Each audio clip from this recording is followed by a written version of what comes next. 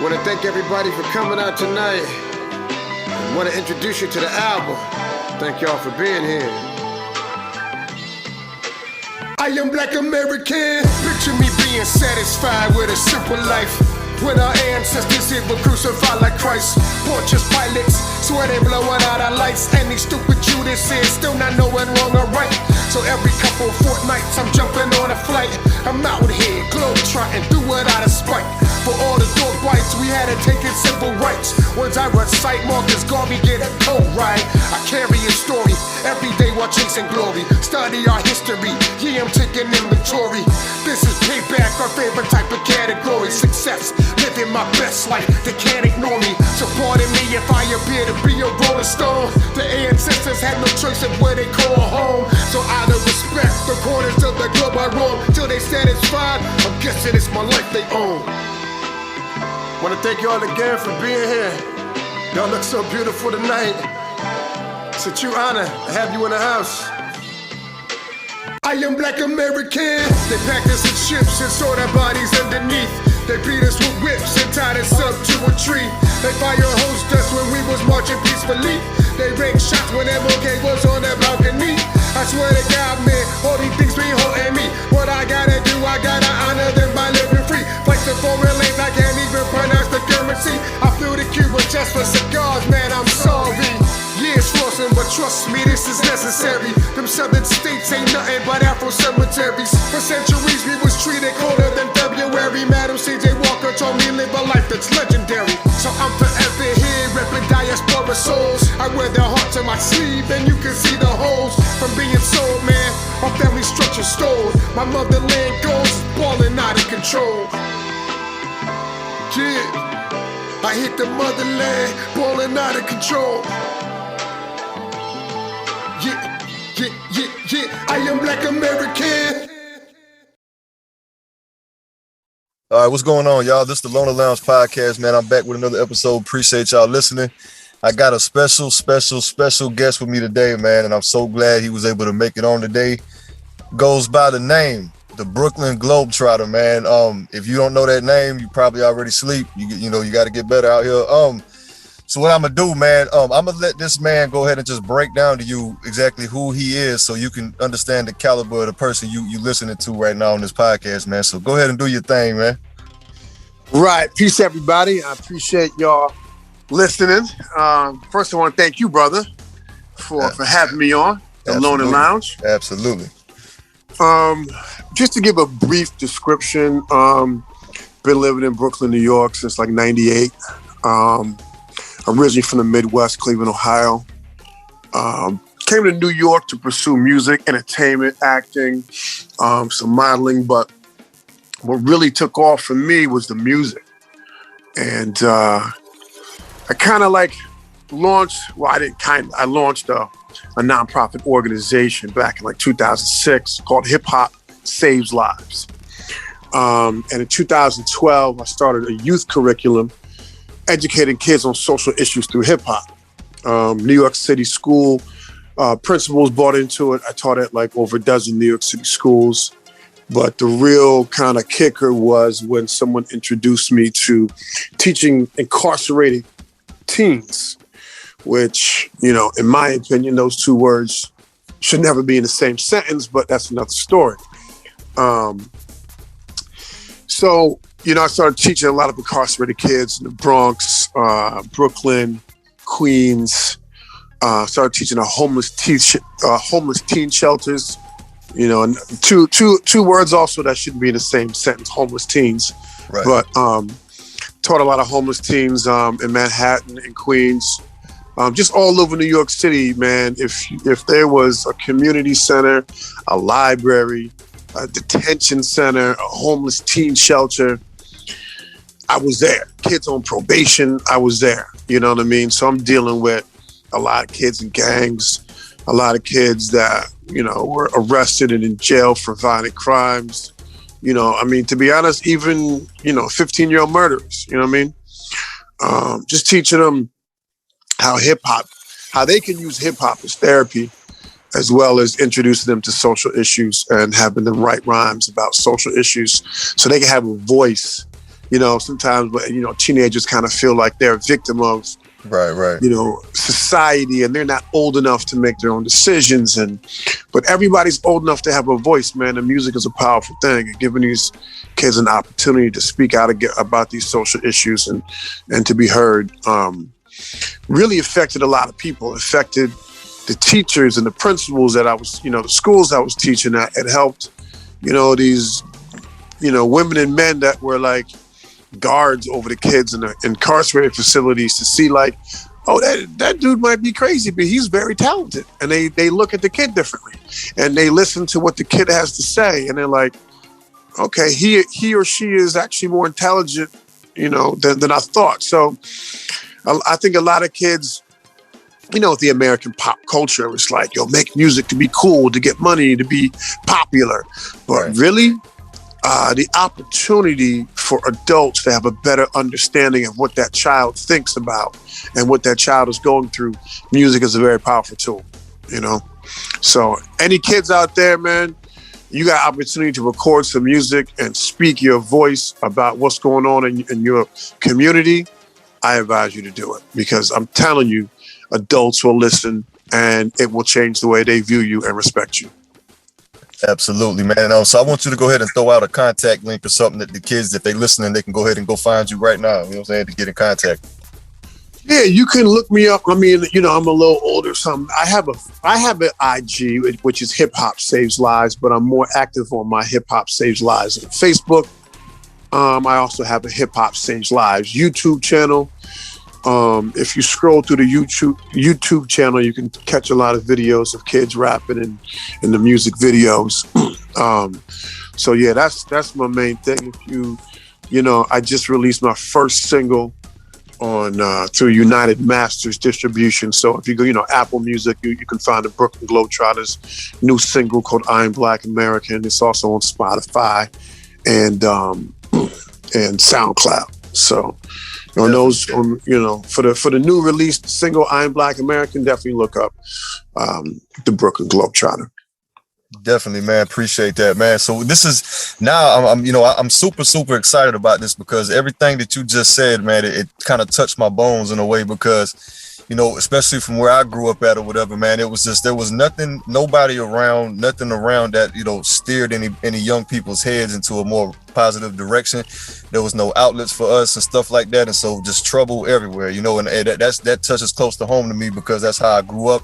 People around me grew up that way, constant trouble, constant struggle, all these things, because there was just no information being given out to anybody. There was nobody lending out a helping hand. So what you do is super important. That's kind of a downplay in my opinion, man. I just can't think of a better word to describe it right off the head, but it's just super important, man. And because kids, man, it's just, they're so innocent out here. They're like sponges. They just, whatever environment they're in, whatever they're around all the time, their brain soaks it up, and then the maturity level and the guidance isn't there for them to learn how to direct what they're soaking up, into a way that don't ruin their lives and all that. So it's a real critical point in a young man or a young woman's life at a young age like that, to have that kind of guidance and have some kind of outlet to get to cry out for help on a record, instead of crying out for help by like robbing a store or beating somebody half to death in the alley. Like, it's just cool to see what you're doing, man. And that, I wish I could upplay it more, but I'm kind of lost for words with it though, because your movement,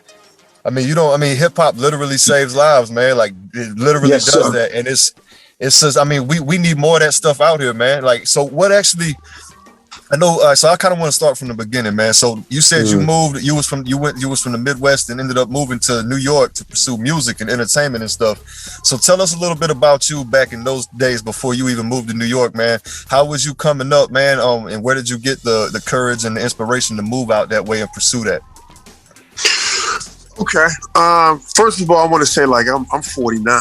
You know what I mean? So I grew up, when in 1980, when the first hip hop record ever hit national airwaves, I was there. You know what I'm saying? So for me, at that, what was I, like 8 years old? By the time I hit like 11 or 12 at the oldest, I think it was 11, you had a movie called Beat Street come out. Right. Now, I probably like hip hop. Let me tell you something. If you're my age and you say the movie Beat Street, That's like saying Menace to Society or Boys in the Hood. You know what I'm saying? Right. You know, for my age group. And I could tell you how this movie impacted my life and those around me. Like, for example, I grew up in a suburb of Cleveland, Ohio. And this suburb was like literally a mile from the hood. So, you know, as young kids, you know, 10, 11, 12 years old, you got a bicycle, your parents is telling you like, listen, don't cross that city line. Like, the streets is not safe. You know, this is like, you know, the boom of crack. This is like the mid 80s, 84. Right. You know what I mean? So crack is king. And you know, your parents was worried about you, right? So, you know, as kids, you know, we gonna do what we do. You know, we crossing the line. We kind of checking out what's good.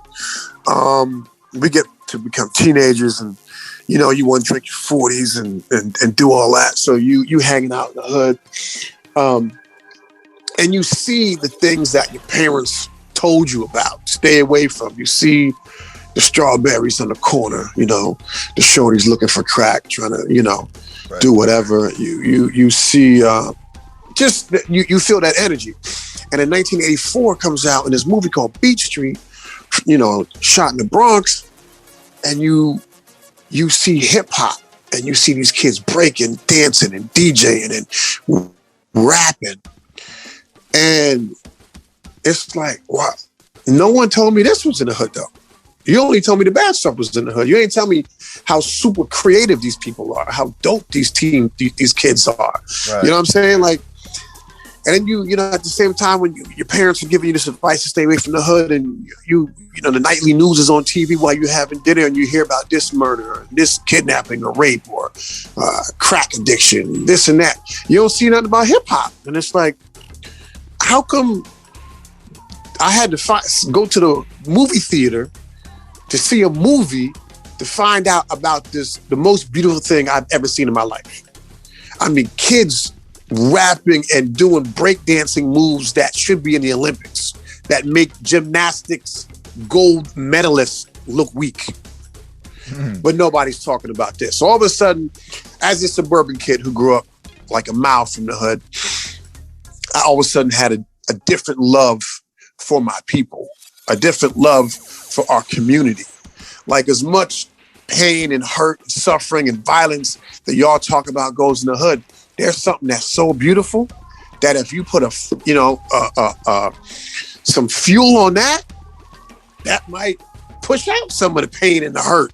You know what I mean? Yep. So that instantly for me, I started breakdancing. You know what I mean? And then by 14, I wrote my first rhyme. After high school, I went to Morehouse College in Atlanta, Georgia, where I recorded a couple songs. That was my first opportunity recording. But the real thing that got me to New York City was I was working at this print shop, and this lady, she was a casting director for commercials. And she was like, I think you got a great look. You should come audition for this commercial. And I was like, well, what type of commercial? She's like, it's a Reebok back to school commercial. They're looking for like strong athletic type guys. And at the time I was like, I wanted to be like an amateur bodybuilder. Okay. That was another one of my hobbies besides hip hop. So, you know, I was super fit. So I went to the audition, ended up getting the lead role in the commercial. So that just like all lights and camera on me. You know, I'm like, I don't know, like 20 years old, ended up doing a lead commercial for Reebok. And I was like, all right, like on top of the hip hop, now I got a little acting experience. So I'm definitely trying to go to New York. And for me, growing up, first, you know, KRS-One, and then Public Enemy, LL Cool J, Run DMC. As a kid, those were my biggest influences. As a young adult, you know, it turned into like Nas, Tupac, Mobb Deep, Jay-Z, Biggie. So hip hop is still like the center of my life, every day, all day. You know what I'm saying? I'm just writing rhymes, you know, spitting bars, freestyling with the homies. So after college, a couple of years after college, that first me and my homie started a little print shop. But I also learned to be an entrepreneur, you know, because these hip hop dudes, they was always talking about, you know, being the boss, you know what I'm saying? And And so I opened a print shop for a couple of years, printing T-shirts or sporting events. But I decided to move to New York to pursue entertainment. So in 1998, me and my cousin drove up here. And I remember driving through that Holland Tunnel, man, crossing from Jersey through the Holland Tunnel into Manhattan. And I just knew that I was home. You know what I mean? Right. Okay, so that's actually really dope, man. So at such a young age, you ended up getting a lead role in a Reebok back to school commercial. And back in those days, Reebok was like the hip hop shoe. If I'm not mistaken, it was either Reebok or Adidas. I think they both was like the main hip hop shoes at that point in time, if I'm not mistaken. Yeah, Adidas was king, but Reebok was new on the scene, and they was making waves. Right. So that's cool that you mentioned. LL. I'm a huge LL Cool J fan myself, man. I'm only 28 years old, man, but when I went back and I studied the game because I love hip hop myself. So when I found his "I'm Bad" video, like it blew my mind. Like that's probably one of the greatest songs I've ever heard in hip hop. To be honest with you, "I'm Bad" it did something to me, man. LL definitely killed that. Yeah, man. So let me ask you this. Okay, so after all of that, man, you did the commercial and everything like that, and you ended up going off to college. I think you said after all of that happened, and right. So what was the move after you got done with all your college stuff, and after you made all those moves and everything? What was your next step? Did you already have a vision planned out for you before you even got out of college and stuff, or how did you hit the ground running after all of that? Man, after college,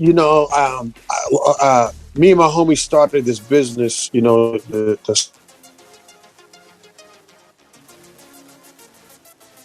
college football events. So that was like our main season during college football. And we did pro football as well. And it was more about like, the Pittsburgh Steelers versus the Cleveland Browns is a huge rivalry. So we would sell these rivalry T-shirts at the Browns and Steelers games. And we kind of figured out, for every team, who's their biggest rival. And we would show up at all those games and we would print T-shirts and sell these shirts. And then I did that for a couple of years, and we was traveling all across the U.S., probably hit 30 different states. And it was just a lot of fun to be free on the road as an entrepreneur, making your own money. Right. But then I just was like, man, the entertainment was just calling me. Like Wu-Tang had came out. And hip hop was it was too big for me to, like, when I first got introduced to hip hop through Beat Street, I was like, this is the culture of Black America. I got to be down with it. Then after college, when you had Nas dropping If I Ruled the World and Biggie and, Wu-Tang, I mean, hip hop was so big. That's when like hip hop really kind of became, it was still like street music, but it became mainstream because they really started to like mix the R&B with the hip hop. I got to give a shout out. Like, I'll be honest, I'm not a huge Puffy fan as far as how he deals with his artists. Right. But as a businessman, when he kind of fused hip hop with R&B and he kind of made it one sound, and it crossed over in such a way where, like, when I was growing up, you had about 4 or 5 rappers that could sell a million albums. There wasn't a lot of dudes. You had the LL, you had the NWA, you had the Public Enemy, you had Run DMC, but a lot of rappers couldn't sell 1 million, 2 million, 3 million albums. Right. So when Nas' second album hit, he sold 2 million. Biggie was double platinum out the gate. The Fugees sold The Score, one of the greatest hip hop albums of all time, I think globally sold 14 million albums. Man. And I was just like, seeing it from its birth, seeing hip hop from the first song that ever hit the radio to now we selling 14 million albums worldwide. I was like, nah, I got to go back to my original calling. So moved to New York, found a producer, and just started recording songs. You know what I mean? Right. So how far in the industry did you get as an independent artist at that point when you hooked up with that producer? Like, how far did you end up getting in the industry with that?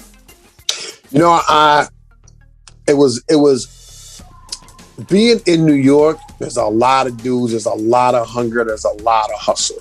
Yes, so I would say I had one record deal on the table that actually signed. It was a boutique. It was a small label out of Brooklyn called Backyards Records, but they had money from Sony. Sony was the parent company.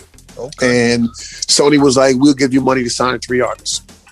Now this record label called Backyard Records, they were like, they didn't want to be a hip hop label. They wanted to be styled like a major that signed hip hop, that signed rock, that signed all different types of genres of music. So the second group they signed was an Irish rock band. I was the third artist they signed. The Irish rock band, I guess they just didn't have their marketing together to go into that genre.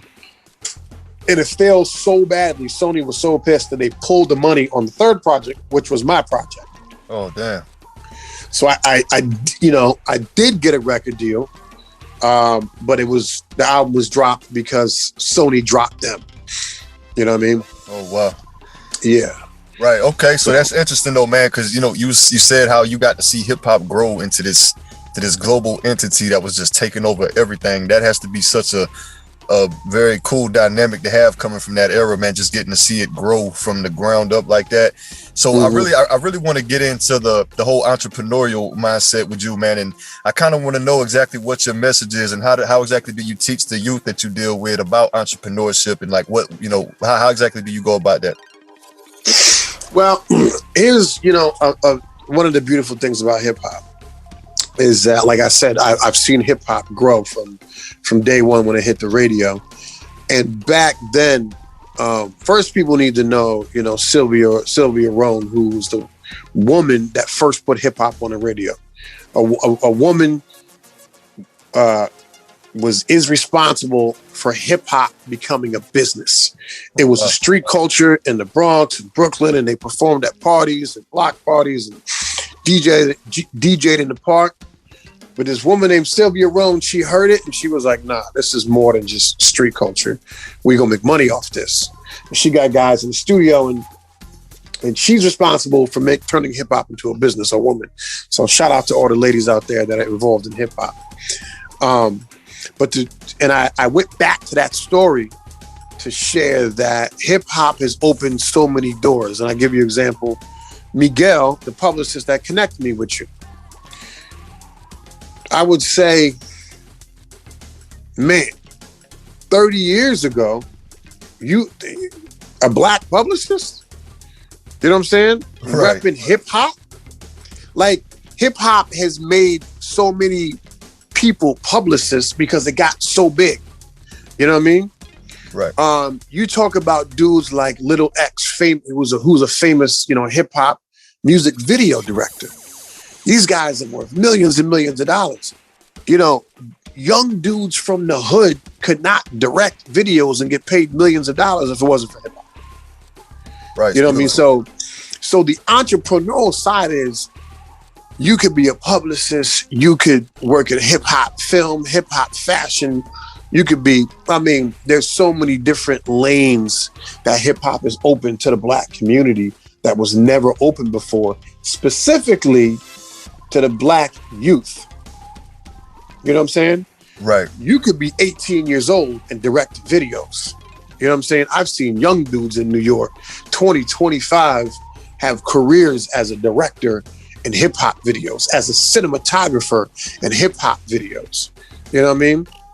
Yeah, it's a beautiful thing, man. Because like once you get a hold of the information, like you said, a lot of these youths in the hood is so creative in there that the whole world don't even know because they always see the negative stuff promoted on the news every day. You wouldn't even know that if you really go in those places and those kids, man, they just, like you said, super creative. And hip hop, like they created that themselves from the ground up, man. And it was such a creative movement. It took over the world. And so again, like you said, man, whenever they learn videography and they learn how to do engineering, audio engineering, and they learn all these different skills. Once they get the information and the knowledge, man, you can't stop them. Like they're so focused and they're so hungry and they're so motivated at that point. Like you're not going to stop a kid from those kind of areas once they get the proper information. You can't stop them, in my opinion. Like they go so hard with it. Yeah, and to not even to speak on the fashion aspect, hip hop has put billions of dollars in young black people's pockets when it comes to fashion. billions of. I can't even guesstimate the amount of money. Hip hop fashion definitely rules the world. We inspire fashion on every corner of the globe. I was in Iceland.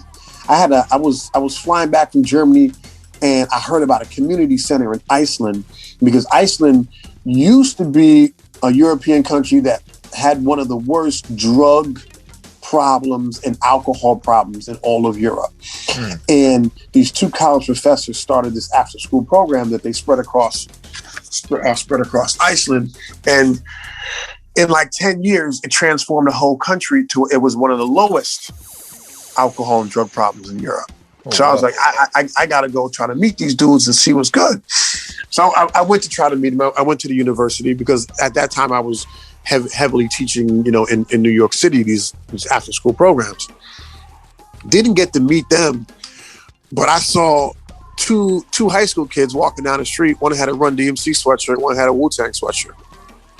Oh, shit. And I was like, wait, in Iceland? Like, wow. Really? Wu-Tang and Run DMC in Iceland? I was like, that's it. Like, we're everywhere. We've touched every corner of the globe. You know what I mean?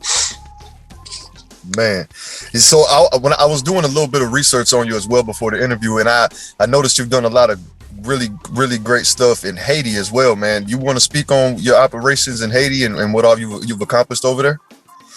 Yeah, so that's where my name comes from. The Brooklyn GlobeTrotter is when I really started to work with youth in New York City. I wanted to give them an experience, because being an American kid, you kind of get caught up in your own problems. Right. So I wanted to give them experience of helping kids somewhere else. So at the end of the semester, a lot of the semesters, we would take all the songs that the kids recorded, press it up into a CD. We would have an album release party. I would buy a red carpet and a step and repeat and take pictures of them. I used to hire Kool Herc, the father of hip hop, to come speak to the kids. And we would literally have album release parties, and the whole, like this, with one school in the Bronx called Casa Middle School, the whole school would shut down. And the principal would make every teacher and every student come to the album release party. And we would have performances, and all the teachers would buy the CDs, and we would invite the kids' parents to come, and they would buy CDs, and all the profit from the kids selling the CDs would go to school lunches in Haiti. And I would educate these kids like, listen, I know some of y'all live in projects, and I know that's not easy, but imagine being 7, 8 years old and you don't even have running water in your house. Right. You know what I mean? You don't have electricity in your house. Your parents don't make enough money for you to eat more than once a day. You know what I mean? So I understand that, New York is not an easy place to grow up, especially, if you're low income, but I was like, there are places in the world that have some poverty that is much worse than you.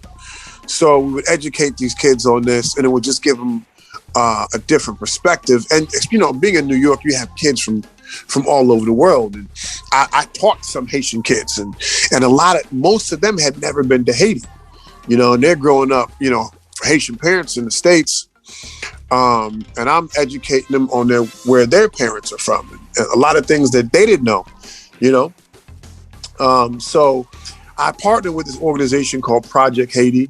I want to shout out them, and I would go to Haiti with the funds that we raised from the kids' CDs, and then I would stay about 10 days. I would teach workshops, record music, record video with those kids to bring it back to the States to show, these kids, they might have financially less than you, but they're just as talented as you. They might be more talented. You know what I'm saying? Absolutely. So don't, never let your financial situation dictate how you feel about yourself. Never let your financial situation dictate your self-esteem. Self-esteem is, man, there was a breakdancer from Uganda one time, and he was being interviewed for a documentary, and he said, let me tell you something. He said, poverty to me is low self-esteem. Because if you have high self-esteem, you can achieve anything. And Wow. I was, yo, that just hit me right there. So that quote right there, I would share with all my kids. Your number one goal. I'm not here to teach you hip hop. I teach you hip hop. I teach you how to dance. I teach you how to rap and sing and produce music and hire dance teachers because I want you to know that you're talented. But through this talent, my only goal is to build your self-esteem. Because once you have self-esteem, then you can decide what you want to do with your life. You know, if you want to become a doctor, if you want to become president, if you want to become whatever, it's going to take self-esteem. That's going to get you there. You know what I mean? So that's interesting, man. But I never thought about it that way. That, you know, low self-esteem and not having confidence. I never thought about how. That's definitely a devastating thing to have, because you can have all the talent in the world, and if you're not confident in yourself, you'll never pursue it. I never thought about it that way. That's really dope right there. I never thought about that. Yes, sir. That is a huge Yes, issue. Sir. Yeah. So, you know, people always would interview me and they would say, what's the main goal? And I would say to build their self-esteem. Wow. That's it. That's the number one goal, is to build their self-esteem. And when you put a microphone in front of a 13-year-old kid who's never rapped before, and they spit some bars, and then you share that music video all around the school to all the teachers and the principal and the dean, and then the kid's walking down the hallway and the math teacher says, hey, I saw you on that video. You're good. Wow. They crack a I didn't smile. know you could rap like that. Right. Boom. That moment right there, that kid's self-esteem just grew. You know what I mean? And that's the main goal right there. Man, I think that's probably the best main goal I've ever heard anybody in an interview at all say that to have, especially in reference to kids, though. Because like I said, I've never thought about it that way. I mean, I always knew that people in those, and come from those, impoverished environment. I knew they all had low self-esteem, but I never thought that was like the main issue until you just said what you said, and now it kind of all makes sense. Because just because you're poor don't mean, like you said, if you had high self-esteem, even if you were poor, you would still be out here, going after what you wanted. That is very interesting. So, with that being said, man, I kind of want to hear some stories about some of the youth that you've dealt with over the years, and any of your favorite moments that you've had with certain kids that you've dealt with, man. You want to share some of that stuff with us? Man, I'm going to tell you a moment that changed my life. Let's do it. The first school I ever taught at was in the Bronx. And I would say, man, half the kids from that school lived in the projects. And I got hired for 30 days. The principal was like, man, I love this idea.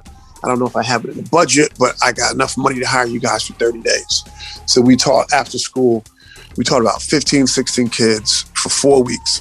And the last day comes. And I didn't want to tell the kids that it was just for 30 days, because then, when kids know if you're not going to be there long term, they're not going to invest, right? Right. So I was like, we can't let the kids know until it's the last day. That is the last day. So the last day comes, and we finished the session. We recorded 4 songs and 4 music videos in 4 weeks.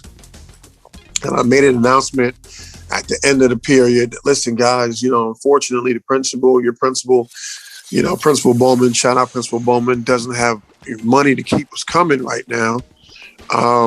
So, today's the last day. And, I love you guys. You guys did an amazing job. And all of a sudden, this girl stands up, and she's sitting in the back of the classroom. And she starts to speed walk towards me as I'm talking. And I'm like, doesn't she realize I'm trying to address the class right now? She don't care. She beelines up to me and looks me dead in the face. Tears are bursting out of her eyes.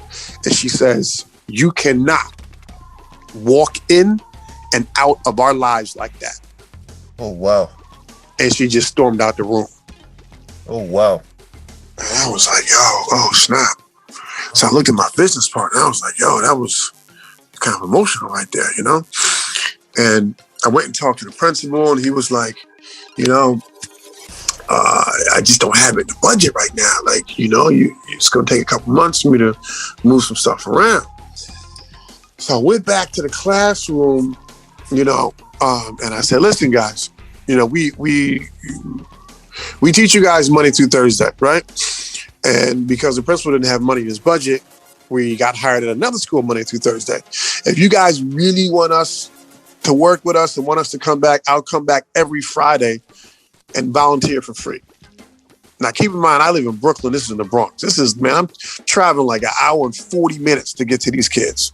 But I was like, listen, I'm gonna come up every Friday for free. And if I come up on Friday for free and I spend like 3.5 hours round trip, y'all better like put in some work.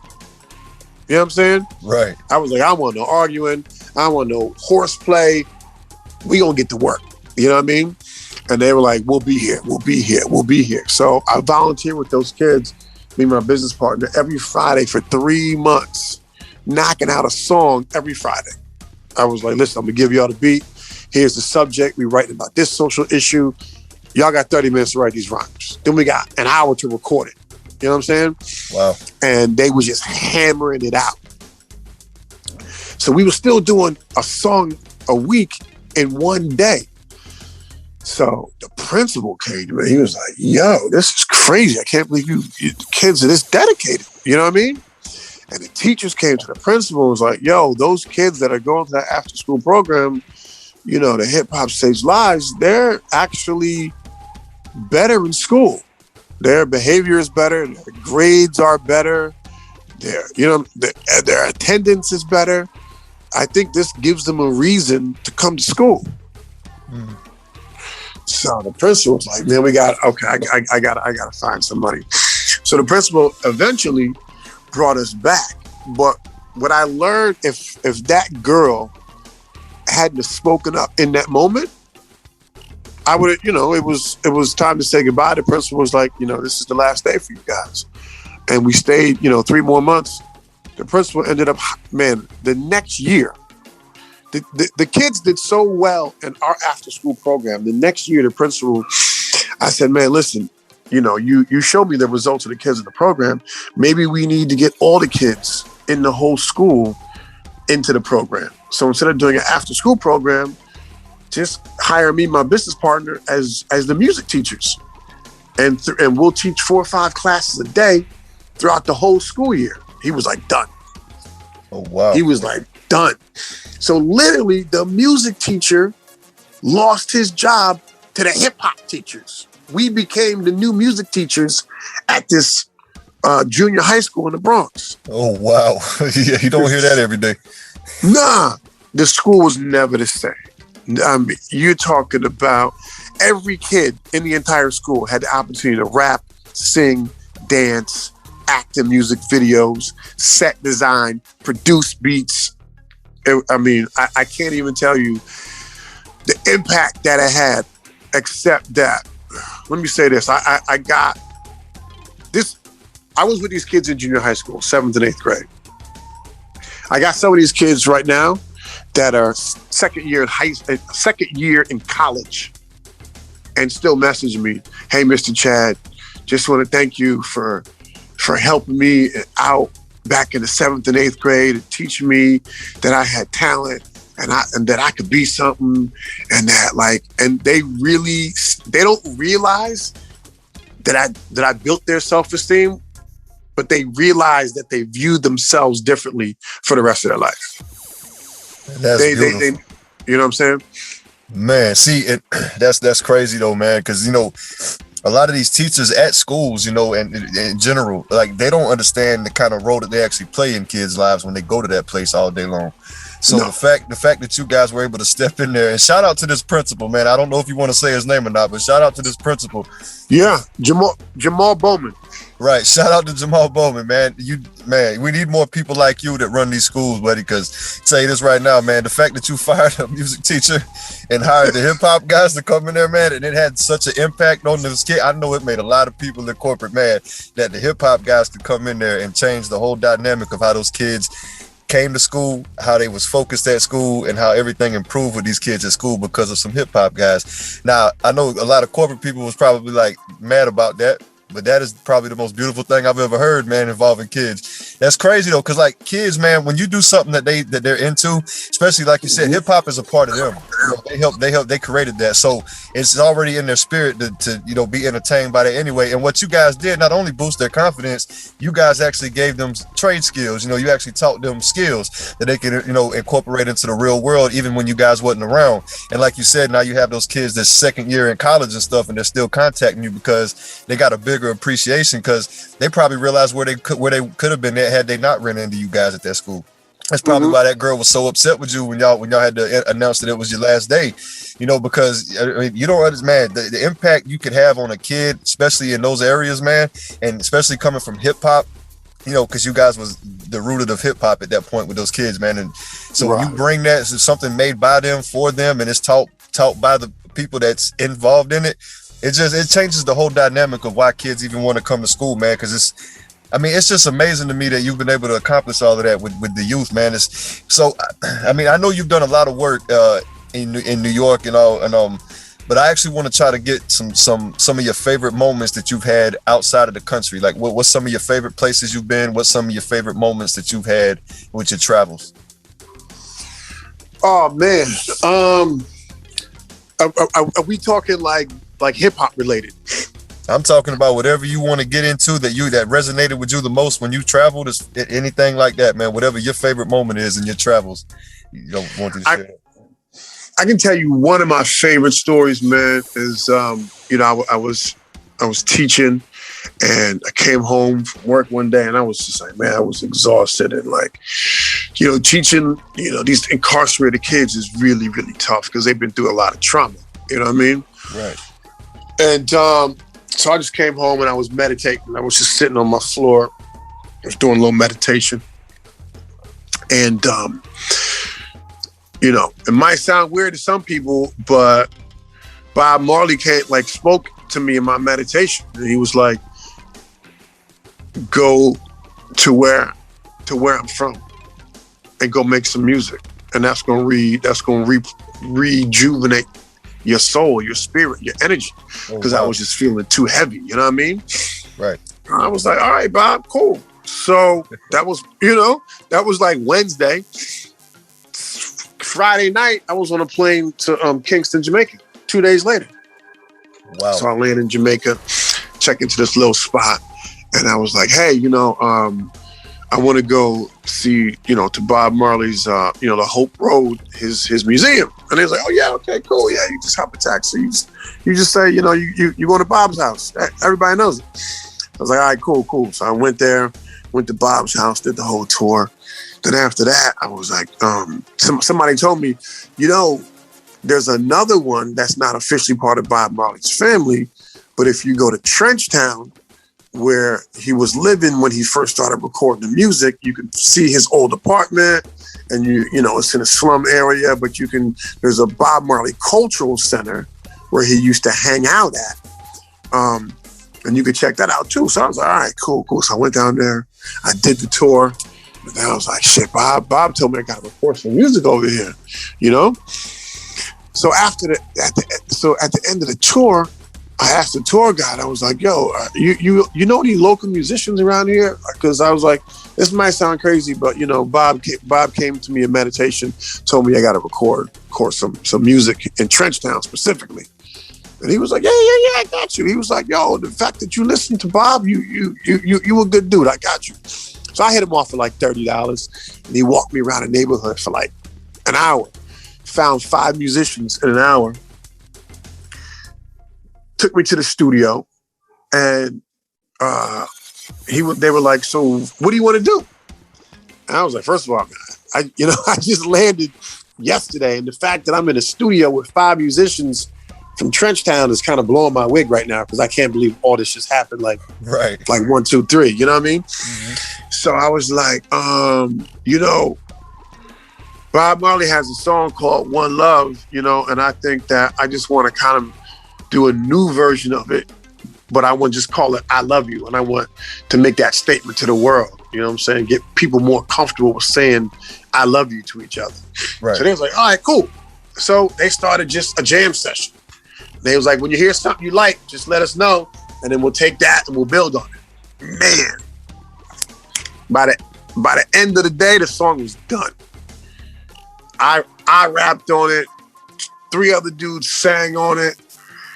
5 different musicians. They brought in drums. They had the guitar. They had the tambourine. I mean, I was just like, oh my God, I can't believe I just went to Kingston and just went to Bob Marley's Cultural Center, spoke to one person, hooked me up with 5 musicians, got in the studio, and like produced and finished the song.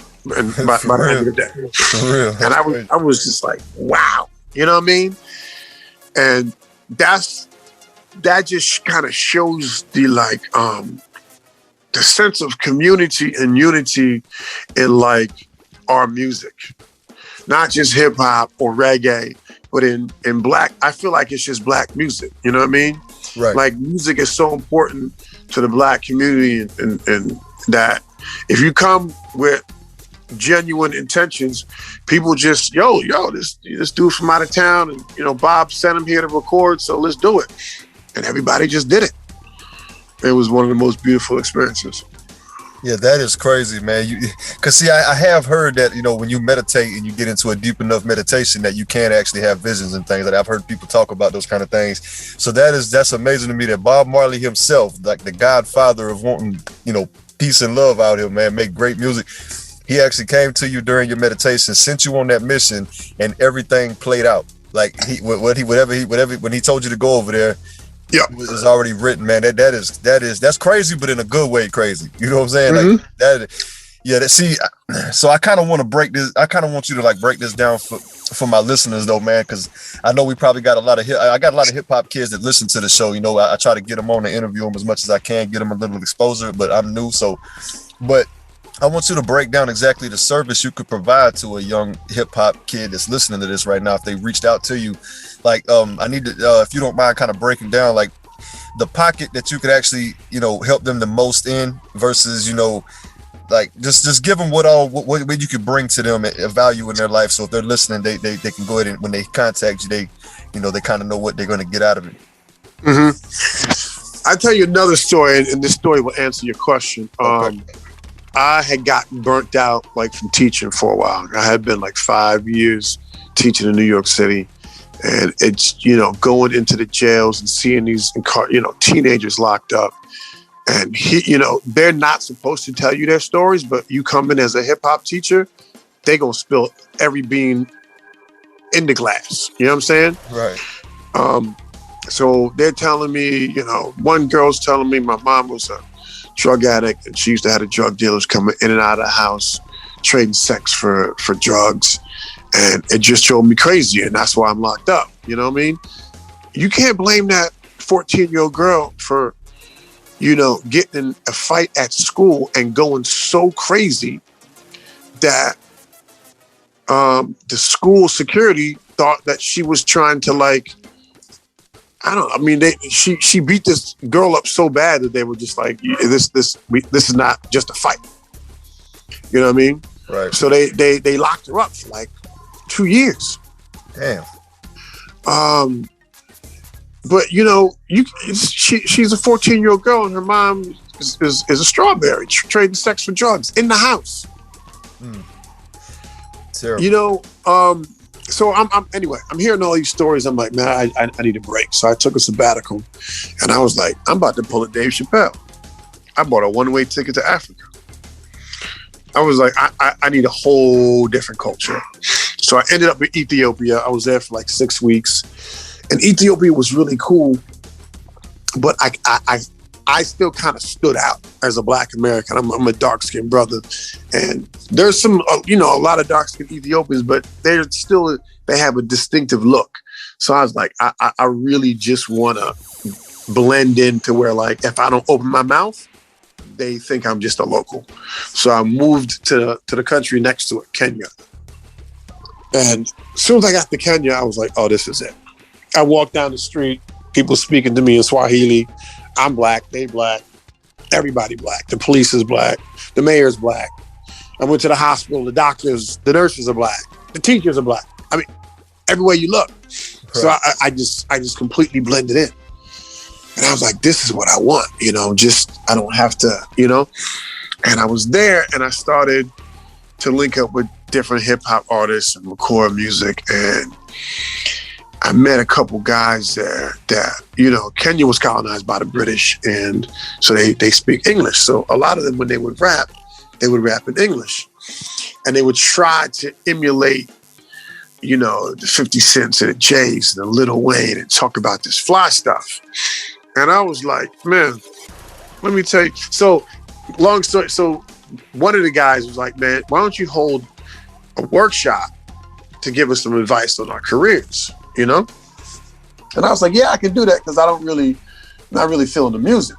You know, I was like, I'm not trying to be rude. I'm just not feeling the music. Like, I'm in Kenya and y'all saying the same stuff that the people in the States say, but you got a different culture. So I was like, I'm just not feeling that. You know what I mean? It's like a New York rapper trying to sound like he from Atlanta, Georgia. I'm not feeling that. Right. You're not from Georgia. Like, you know what I mean?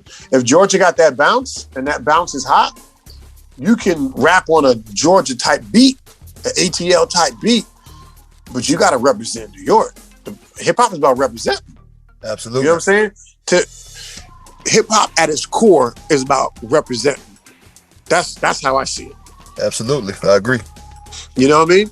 So I held this workshop with these guys, right? These young dudes, they was probably from like 17 to 25. And I was like, listen, man, let me tell you the best thing that you could do for your career is every song you make for your hood. Forget that the whole world exists just for a moment and rap for your hood, your city, and your country. That's it. But start with your hood. Let your hood know you speak for them. Then after you accomplish that, then rap for your city. And let your city know you speak for them. And then when you accomplish that, then rep your country.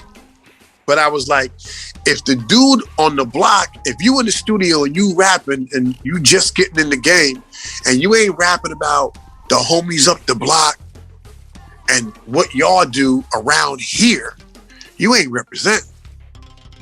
So there was one dude that really, really took it to heart. I said, let me give you an example. NWA is from where? And it was like, Compton. I was like, where's Compton? It was like, California? I was like, yeah, it's in California. What part? They was guessing, right? Right. Because NWA put their neighborhood on the map straight out of Compton. They put their neighborhood. They wasn't rapping about LA. They put Compton on the map. And I was like, if you new in the game, you need to take that strategy. Put your hood on the map. Then everybody in your hood will be like, yeah, he's rep for us. And they will all talk for you. They will be your marketing. Then when you hood, then you rep your city and then let the city know you spit on the mic for them. And then they will all talk about you and they will be your marketing. The greatest marketing is word of mouth. But if you on the mic talking about, yeah, I'm getting this money, I'm getting these girls. Listen, man, anybody can say that. Give me the details, dog. If you getting girls at what spot? What's the name of the club? Right. What's the name of the corner bar that you holler at the shorties at? What's the name of the liquor store that you buy the 40s from? You know what I mean? Right. If you copping fly kicks, what's the name of the neighborhood spot where y'all go buy stuff? Yo, rep your hood to the fullest. That's what hip hop is about. And when you get your hood on your back, can't nobody stop you. Absolutely. I agree with that. So that's that 100%. the advice for all these young dudes out there. Listen, stop the miscellaneous raps is what I call them. Yo, I'm getting money, I'm doing this, I'm doing that, got these shorties. And where are you, dog? Paint a picture for me. You know what I'm saying? What's the name of the street? You know what I'm saying? What's the name of the corner store? Who's the dude at the corner store who give you a 40 when you out of money? Talk about him. Because he's making your life better. You know what I'm saying? Right. You're not representing that block, that hood, that strip, that you're not hip hop. You know what I mean? Right. And I mean, when you make music like that, representing your immediate area, it impacts the people of that community in a different way, because now the stuff they're hearing on the audio, on the speakers, when they listening, they can go right to that place you was just talking about, and now they'll feel like they're a part of your situation. It's the dynamic like that. So it actually makes them want to support you more because they're like, man, I got music I can listen to right now, go down the street, man, and everything I'm seeing is in this song right here. That's dope. So they feel like they're a part of the movement, which they are, because like you said, they're the ones that's going to support you. So yeah, it's definitely important to represent where you're from, man. And I think that's what I used to like so much about the old days of hip hop, is that you actually knew where everybody was from. Everybody had a distinct sound. Everybody had a distinct style. Everybody dressed a certain way from different areas. So that's I miss that about hip hop, because now you can't really tell where anybody's from anymore until they tell you, because everything kind of sonically sounds the same. But back in the day, man, you could tell if somebody was from Midwest, if they were from LA, if they were from New York. You could tell back then. And I just wish we bring that back. Like you said, represent your area and, research your area's culture, man. That's the big important part. Research your area's culture, especially through hip hop. And, find that organic sound that's from your area that, was birthed there, and try to incorporate that into this new wave now. You got to bring that with you, because that's the root of your community, hip hop wise, man. You need to go study that, research it, find what it is, and incorporate it into this new era. And I think that'll really, really set you apart from everybody else. Oh yeah, I did an East African tour from Ethiopia, Kenya, Tanzania, and then I reached out to a couple of homies in like Jamaica, Brazil, and Nicaragua, right? And I did this compilation album called "Welcome to My Hood," and every song is an introduction to where the MC is from. And that's one of my favorite projects I've ever done. Like, I met these rappers and I would listen to their music and I would just be like, I didn't learn anything about you, except that you get money, you know what I mean? And you like girls and you like cars. And, you know what I'm saying? I ain't learned nothing about you. Right.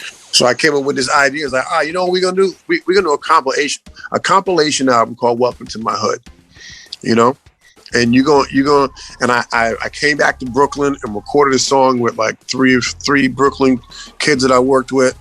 We did the Brooklyn song. We got a song from Trenchtown, Jamaica. We got a song from Rio de Janeiro. We got a song from Managua, Nicaragua. A song from Addis Ababa, Ethiopia. 2 songs from Tanzania. 2 songs from Kenya. Wow. And I was just like, I just need everybody to go back to representing, because these miscellaneous rhymes, man, is boring. It's such a blanket statement, to just say you get money. Like you said, it's just so blanket. Like, people aren't going to resonate with that for real. I mean, maybe people that don't know any better, but the people that actually live in your immediate area, man, you can't just say blanket statements like that and expect them to like not have envy towards you after a while, because you keep like flaunting everything in their face without including them. That's going to end up bad, Yeah. So, yeah, man, all the young artists out there, man, bring it back home. Bring it back home. Absolutely. And I want to ask you this too, man, while I got you here. Do you have any like success stories from the youth you've worked with over the years that you would like to share? Like, do they have any businesses out there that people could go look up and, get in contact with to do any kind of work? I mean, do you have any of those stories you'd like to share? Any names you want to throw out there? Any businesses? Yeah, I got this one kid, man. He was really kind of teased when he first came in the classroom. His style was kind of awkward. He wasn't an MC. He wanted to be an MC, but he wasn't one yet. And I worked for a couple years with this kid. He ended up becoming a great MC. He ended up becoming the lead music producer. Like, I put a computer in front of him, showed him a computer program to make beats. All of a sudden, he was making all the beats. His name is Shacked Up, SHAQDUP.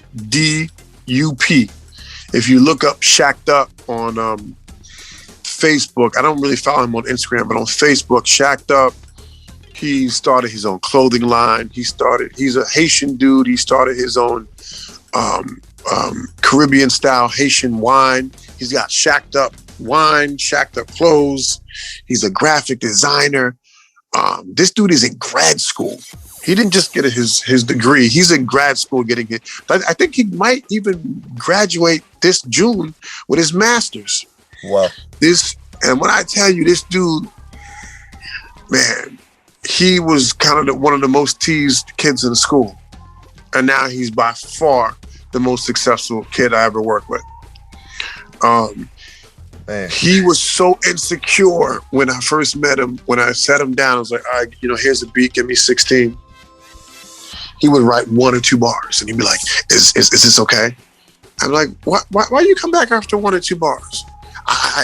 I just need to know if it's okay. And then he was so insecure, he couldn't even sit down and write a verse without having me check every other bar. You know what I mean? And I was like, wow, this is like the true challenge of what, I'm trying to accomplish right here, is to build self-esteem in this kid. Right. And that he blossomed better than any kid ever taught. Wow.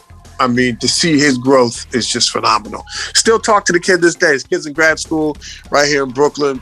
Literally, I get a message from him once a month, That's dope, man. That's really dope. And, again, I think that's why I was really excited to talk to you, man, because your message and your movement, it's like, I'm glad that I got introduced to this, and I know that there's something like this out here now, so I could actually steer any kids that I know personally in my life toward getting information on you guys. And it just makes me feel like I could actually do something now. Why, because now I know about the movement that you have going on and how big it is, how much of an impact it has. Now it makes me, and hopefully my listeners that's listening, man, they'll kind of take an initiative and they'll know where to point some of these youths that they know in their personal lives that need the help and the guidance and need that confidence boost. So hopefully this interview definitely reaches my listeners and reaches the world, man, and they start playing their part and getting these youths, pointing them in the right direction to get some help and get their message out there, and just to come out of their shell, man, because I don't like seeing young kids, like you said, insecure, low self-esteem. It's like one of the worst things to see, man, when a kid walks around with a slouch posture and they're just not confident anywhere they go. It's just a sad thing to see, man. Kids should be upright. They should be, bubbly. They should be excited about life. It shouldn't be that way, so man, what the stuff you're doing, man, I got so much respect for you and your movement, man, and I'm definitely going to be, telling anybody I can about your movement, because I think it is super pivotal, man. And I want to thank you so much for joining me tonight on my show, man. And thank you very much for coming through. I had a very good time talking to you, man. I wish we could go a little bit longer, but my shows get a little shorter, man, because I do everything myself. I'm a one-man show, so it's a lot of work. Okay. And after, so yeah, I try to keep it, about an hour or so. But I definitely want to have you back one of these days, man. Whenever you drop a new project you want to promote, or you got any kind of kids you want to send my way to get any kind of whatever little promotion I can provide for them over here on my platform, man, I would love to do that. Just, send them my way. I'll let them get on here and tell their stories, and maybe they can share their message, man. I would love to just, anything you need, man, as far as sending anybody my way to me get them on the show, man. You just let me know. We can definitely hook that up. I will do for sure, brother.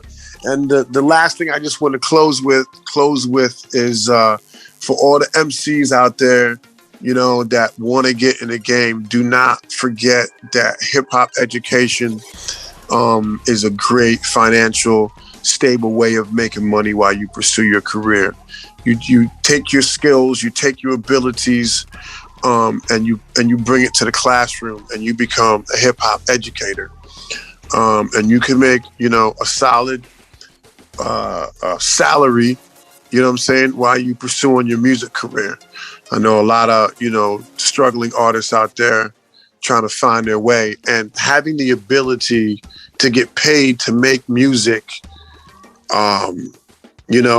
for me, it was life-changing, because before that, first of all, I was a waiter in New York City, then I became a bartender, then I became a bar manager, and a restaurant manager. But when I was able to go into the schools and do music all day long and get paid to make music, you know what I'm saying?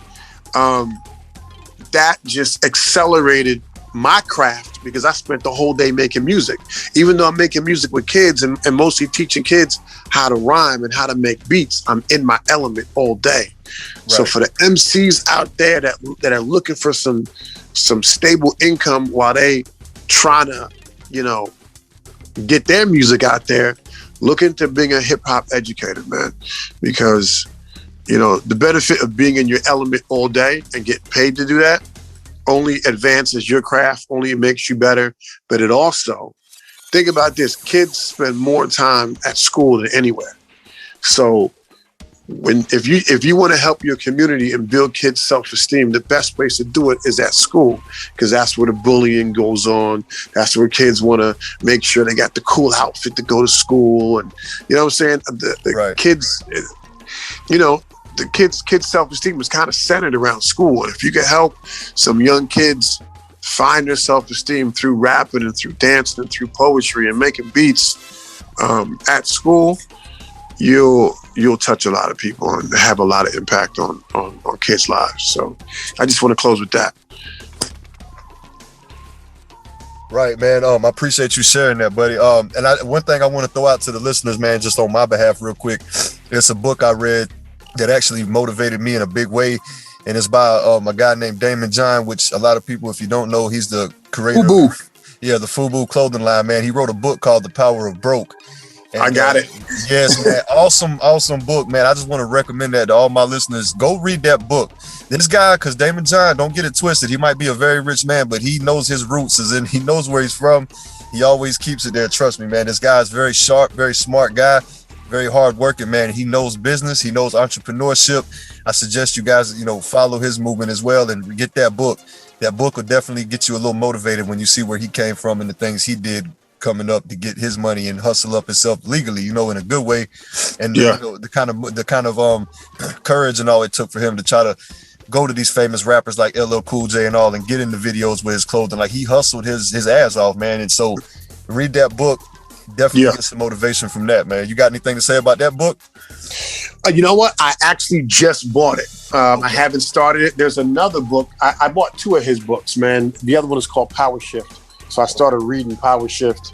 But I have the Power of Broke here with me. Oh, yeah, man. man. You're gonna love it, man. I haven't heard of Power Shift. I got to go get that one because I'm a huge bookworm myself, so I definitely want to get that. Yeah. You're gonna love The Power of Broke, man. It might actually light a whole new fire under you, man, when you read it, because when you just hear how he hustled just when he had nothing, it was just amazing to me. I was just like, man, I feel like a turd now because I'm out here complaining about not having nothing, and here this guy is doing all the things he explains in the book. I'm like, man. So he definitely makes you want to get up off of the couch in that book, man. You're going to love it. So with that being said, sir. Again, Mr. Chad Harper, man, the Brooklyn GlobeTrotter, I appreciate you coming on this show, man. Definitely want to have you back. This is the Loner Lounge Podcast, man. I will see y'all in the next one. Thank y'all for listening.